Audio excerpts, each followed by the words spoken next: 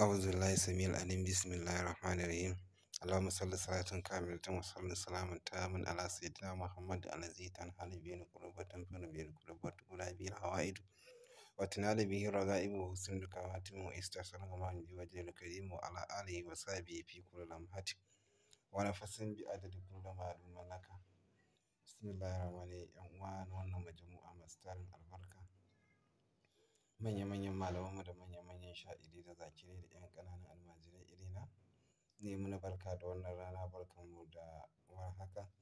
Alkhairin da ke wannan rana Allah Ubangiji ya haɗa mu da shi, sharrin da ke wannan rana Allah Ubangiji ya raba mu da shi, alfarmar sai da sadati.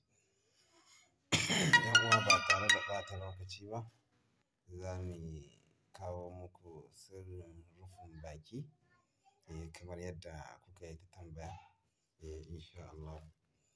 Kamar yadda zan yi bayani a kai, akwai wannan aya ƙalak sa'u wa la tukallimun, wannan munjayen ɗin na shi za a buɗa shi in kana so ka rufe bakin wasu ko mutum nawa ne ko sun kai su nawa to insha Allah sai a yi wannan layar ƙafa ɗaya tal ba yawa.